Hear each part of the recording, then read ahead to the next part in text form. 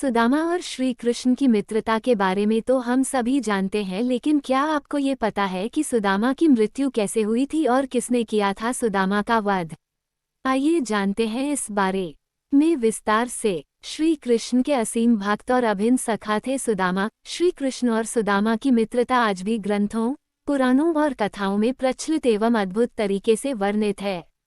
मान्यता है कि सुदामा श्री कृष्ण के उन भक्तों में से एक थे जिनकी सेवा स्वयं श्री कृष्ण ने थी और आजीवन उनका ध्यान रखा था, लेकिन माना जाता है कि श्री कृष्ण के परम भक्त सुदामा का वध भगवान शिव ने किया था।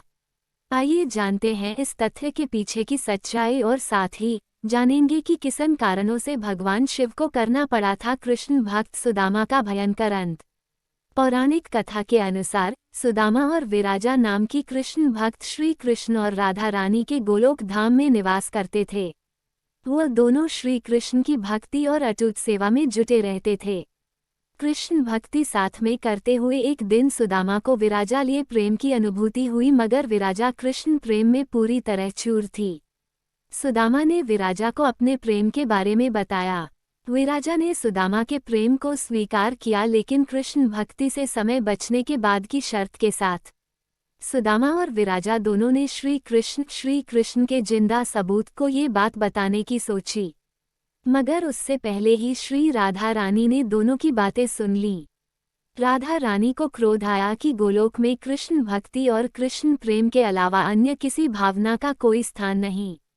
श्री राधा रानी ने सुदामा और विराजा को धरती पर पुनः जन्म लेने का श्राप दिया, जिसके बाद विराजा का जन्म धर्म ध्वज के यहाँ तुलसी और सुदामा का राक्षस कुल में शंखचूर्ण के में रूप में हुआ। ये वही शंखन था जिसने तीनों लोकों में हाहाकार मचा रखा था और स्वर्ग से लेकर पृथ्वी तक को अपनी शक्तियों से भयभीत कर रखा था। तुलसी का शंखचूर्ण से विवाह हुआ था। सतीत्व की मर्यादा निभाने के कारण तुलसी का पत्नी धर्म शंखचूर्ण की रक्षा करता था और कोई भी उसे युद्ध में हरा नहीं पाता था। तब श्री कृष्ण की सहायता से भगवान शिव के प्रतीक ने इसका वध किया था। इस प्रकार भगवान शिव ने सुदामा का वध किया था, लेकिन उनके पुनर्जन्म में सुदामा रूप में तो उन्हें परम भक्ति, ईश्वरी कृपा और गोलोक में कृष्ण चरण सेवा का उच्च स्थान मिला था।